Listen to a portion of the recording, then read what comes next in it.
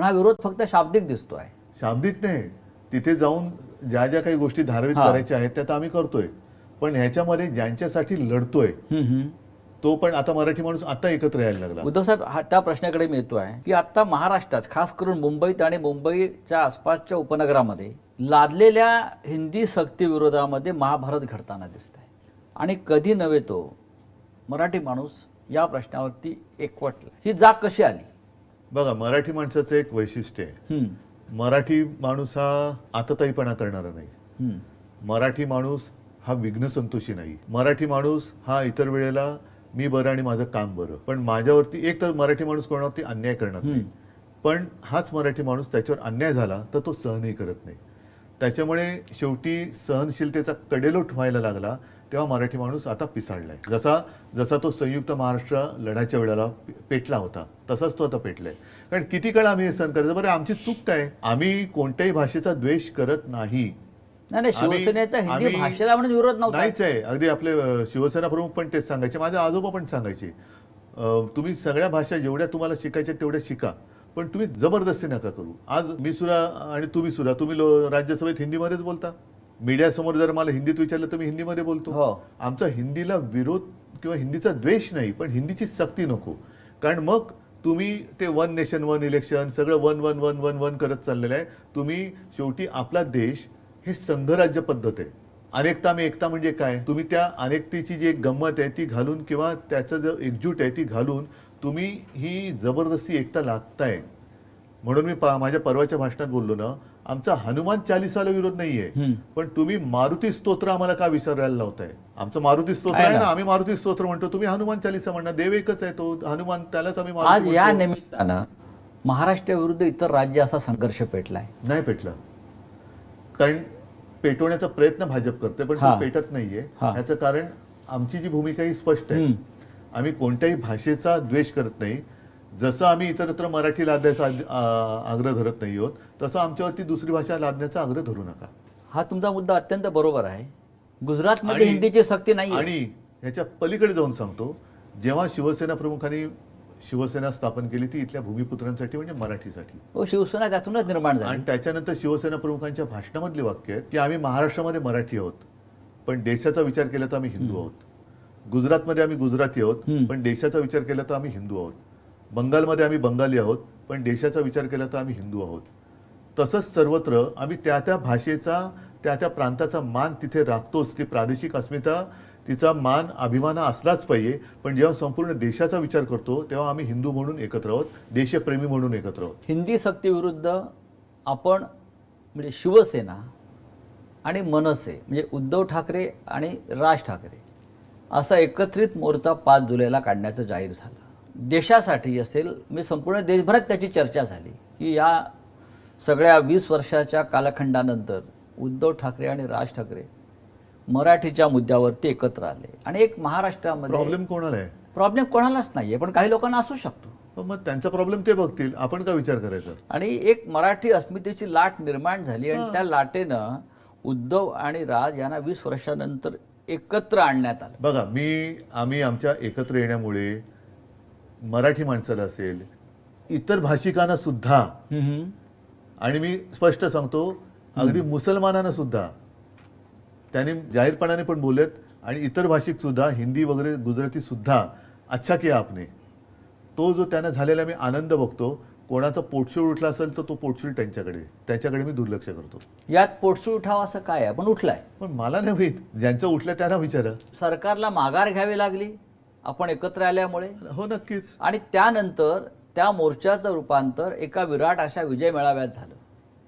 हा विजय मेळावा फक्त वरळीत झाला नाही तर संपूर्ण महाराष्ट्रात झाला. या रोमांचक संपूर्ण देशभरात झाला. आणि म्हणून मी म्हणतो ना की तुम्ही जो मगाशी सांगितलं की याच्यामुळे महाराष्ट्र किंवा मराठी विरुद्ध इतर राज्य असं अजिबात नाही झालेलं. इतर भाषिकांनी सुद्धा आम्हाला जे काही मोजके असतील त्यांनी जे काही मेसेज पाठवले किंवा निरोप पाठवले त्याच्यामध्ये त्यांनाही आनंद झाला. बहुत अच्छा किया आपने. मग ह्याच्यात मुंबईतले अमराठी पण आहेत, त्यांनी सुद्धा सांगितलं की नाही असं लढलंच पाहिजे.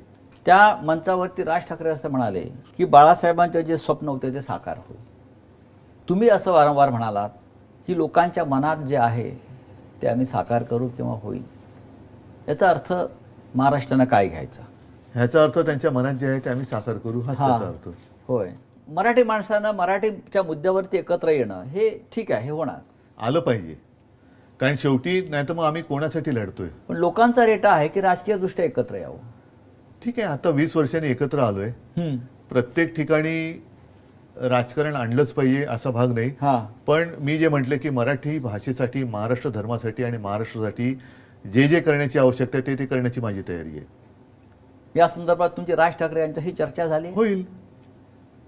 पहिला आता 20 वर्षांनी एकत्र तर आलोय, मी तर म्हणेन हे नसे थोडके किंवा हे खूप मोठे आहे. नक्कीच. आणि म्हणून माझं त्या दिवशीच्या भाषणात मी काय म्हटलं, आज आमच्या भाषणापेक्षा एकत्र दिसण्याला हे महत्त्व आहे. महत्वाचं आहे. मुंबईसह 27 महानगरपालिकांच्या निवडणुका होत आहेत. अजूनही लोकांना खात्री वाटत नाही की निवडणुका होतील की नाही, कारण 3.5 वर्षापेक्षा जास्त काळ हे या महानगरपालिका प्रशासन चालवते. आणि मुंबई महानगरपालिका जी या राज्याची राजधानी आहे, तिथे सुद्धा प्रशासकाचं राज्य आहे आणि ओरबाडली गेले मुंबई. आणि तिथे प्रचंड लूट सुरू आहे प्रचंड, वेगवेगळ्या माध्यमातून. या निवडणुका जेव्हा होतील मुंबईच्या, पुण्याच्या, ठाण्याच्या, आपण त्या कशा प्रकारे लढणार आहात? नाही, कशा प्रकारे म्हणण्यापेक्षा जिंकायच्या उद्देशानेच निवडणूक लढावी लागते आणि तशीच आम्ही लढू. यात महाविकास आघाडी आहे? आता हा ज्याचा त्याचा प्रश्न आहे. कारण मध्यंतरी म्हणजे काँग्रेसशी बोलणं झालं, त्यांचं म्हणणं आहे की कदाचित ते त्यांच्या स्थानिक पातळीवरती हा विषय सोडतील. होय, ठीक आहे, तसं असेल तर तसं करू. नाही, पण जर ही चर्चा सुरू आहे की आपण म्हणजे शिवसेना आणि मनसे किंवा उद्धव ठाकरे आणि राज ठाकरे एकत्र येऊन भविष्यात राजकीय निर्णय त्यांनी घेतला, मी परत सांगतो, कोणाला अडचण आहे? तर मवियाचं काय होणार हा एक प्रश्न त्याच्यामध्ये निर्माण होतो. किंवा इंडिया ब्लॉक आहे, इंडिया ब्लॉक हा राष्ट्रीय स्तरावर आहे. मवियाच्या संदर्भात काही प्रश्नचिन्ह निर्माण होतात, पण मुंबई हा एक स्वतंत्र विषय आहे, ठाणे स्वतंत्र विषय आहे. नाही, बघा, मी मुंबई महाराष्ट्रापासून राजकीय दृष्ट्या देखील कदापि वेगळी समजणार नाही. कारण मुंबई ही शेवटी महाराष्ट्राची राजधानी आहे, शेवटी म्हणजे पहिलीच महाराष्ट्राची राजधानी आहे. त्याच्यामुळे तुम्ही मुंबईचा वेगळा विचार आणि महाराष्ट्राचा वेगळा विचार करून चालणार नाही. राज्य म्हणून प्रत्येक महापालिका ज्या आहेत त्यांची स्वायत्तता आहे आणि त्या तिथलं युनिट शिवसेनेचं पण आहे, प्रत्येक पक्षाचं आहे. त्यांना जो योग्य वाटत असेल राजकीयदृष्ट्या तो तसं करायचं असेल तर तसं करू. लढायचं तर नक्कीच आहे, लढणार तर नक्कीच आहोत. आणि महाराष्ट्र, मराठी, महाराष्ट्र धर्म आणि त्याच्यात परत सांगतो, ह्याचा अर्थ कोणत्या राज्याचा किंवा भाषेचा द्वेष हा नाही. आता मुंबईमध्ये सुद्धा अनेक भाषिक राहतात. मी मुख्यमंत्री असताना मी काय कोरोनामध्ये त्यांना वेगळं वागवलं होतं? नाही. मी हिंदुत्ववादी आहेच, पण म्हणून मी काय मुसलमानांना वेगळं वागवलं होतं? सावत्र वागणूक दिली होती? मुंबई महापालिका म्हणून जेव्हा आम्ही कारभार केला तेव्हा पाणी सुद्धा आम्ही सगळ्यांच्या घरात दिलं. प्रदीर्घ काळ मुंबई महानगरपालिका ही शिवसेनेच्या ताब्यात आहे किंवा शिवसेनेचा किंवा मराठी माणसाचा भगवा झेंडा त्या महापालिकेवर फडकलेला आहे. तो तसाच फडकणार परत एकदा. आणि आता ज्या प्रकारची कोंडी केली जाते किंवा ज्या प्रकारचं राजकारण केलं जात आहे, केविलवाणा प्रयत्न की मराठी माणसाच्या हातामध्ये मुंबई राहू नये, हा त्यांचा केविलवाणा प्रयत्न आहे. आणि म्हणून ते हे मध्ये मध्ये ज्यांना काही किंमत नाहीये अशा लोकांकडनं आम्हाला म्हणजे मराठी माणसाला आणि इतर भाषिकांना पेटवण्यासाठी आव्हानाची भाषा करतात, ज्याचा काही काडीचा काही फरकच पडत नाही. आणि इथले जे मराठी आणि अमराठी भाषिक आहेत ते सगळे गुण्यागोविंदांना आणतात. अगदी रक्तदान शिबिर जरी शिवसेना करते तर ते रक्त आम्ही काय कोणत्या भाषिकाला द्यायचं म्हणून देत नाही, ते रुग्णाला जातं. जसं मी म्हटलं की कोरोनामध्ये सगळ्या देशाने, सुप्रीम कोर्टाने, अगदी न्यूयॉर्कमध्ये वगैरे सुद्धा आपल्या राज्याच्या कामाचं कौतुक झालं. ती कुठे मी भाषिकवाद केला होता? कुठे मी धार्मिकवाद केला होता? त्याच्यामुळे इकडे जे सगळे गुण्यागोविंदाने नांदतायत ते बघवत नाही, कारण ते जोपर्यंत एकत्र आहेत तोपर्यंत आपलं तिकडे काही चालणार नाही. म्हणून आता हा अत्यंत घृणास्पद वाद लावण्याचा केविलवाणा प्रयत्न चालू आहे. मी तुम्हाला एक थेट प्रश्न विचारतो की या सगळ्या घडामोडीमध्ये मुंबईच्या मराठी माणसाच्या लढ्याच्या संदर्भात आणि येणाऱ्या महापालिकेसंदर्भात सुद्धा राज ठाकरे यांच्याशी तुमची थेट चर्चा होणार आहे का? पण माझं तेच म्हणणं आहे की थेट चर्चा केली काय अडचण काय कोणाला? काहीच अडचण नाही. हा प्रश्न विचारला जातो. हो, पण मी आत्ता फोन उचलून त्याला फोन करू शकतो, तो मला करू शकतो, आम्ही आत्ता भेटू शकतो. काय अडचण काय?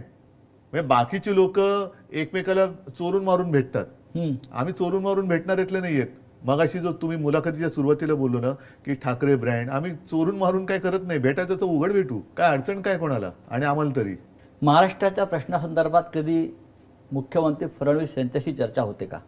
नाही झालेली आहे आत्ता तरी. एकदा सुरुवातीला जाऊन त्यांना मी जो काय गुच्छ दिला होता, त्याचंही फार मोठं पण राजकारण ते मी एक झालं. ठीक आहे courtesy, मी सौजन्य. दिला. शेवटी आहे आता मुख्यमंत्री, मानूया ना मानू, आहे तर तुमच्याकडनं चांगलं व्हावं ही अपेक्षा आज सुद्धा आहे माझी. महाराष्ट्राच्या भविष्याकडे आपण कशा आणि पद्धतीनं उलट पाहता? माझं तर म्हणणं आहे की आत्ता ज्या काही सगळ्या त्यांच्या सहकार्य मंत्र्यांच्या भानगडी लफडी कुलंगडी बाहेर येत आहेत ती त्यांनी मोडीत काढली पाहिजेत. हे मी त्यांना आमचे कधी काळीचे राजकीय मित्र म्हणून सांगतोय. त्यांनी हे माझं मत, हा टोमणा नाही, हा सल्ला आहे. हा टोमणा नाहीये, हे त्यांनी आधी स्पष्ट करतो, हा सल्ला आहे की त्यांनी मोडून काढलं पाहिजे. जर ते नीती वगैरे सगळ्या गोष्टी पाळत असतील तर हे जे काय आजूबाजूला चाललेलं आहे अगदी त्यांच्या प्रतिमेला तडा देणारं हे काम आहे. म्हणजे काल सुद्धा जी बॅग तुम्हीच दाखवली, होय. त्याच्यानंतर ते धक्काबुक्की चाललेली आहे, कुठे जमिनी लाटल्या जात आहेत, कुठे इनाम म्हणून जमीन दिली जाते, कुठे 3,000 कोटीची चोरी सुप्रीम कोर्ट पकडून देते. हे सगळे जे काय चाललेलं आहे ह्याचे प्रमुख म्हणून शेवटी बदनाम देवेंद्र फडणवीस होत आहेत. होते नेते आहेत. म्हणूनच त्यांच्या अधिपत्याखाली हे भ्रष्टाचार, म्हणजे आपण जे म्हणतो ना दिव्याखाली अंधार, तसा हा प्रकार आहे का? आज महाराष्ट्राच्या अनेक क्षेत्रात पिछेहाट होताना दिसते. महाराष्ट्राला भविष्य आहे का? भविष्य नक्कीच आहे. असं काही खचून कसं चालेल? फक्त महाराष्ट्र जो मी म्हणेन लोकसभेच्या वेळेला जागा झाला होता तसा तो परत जागा झाला पाहिजे.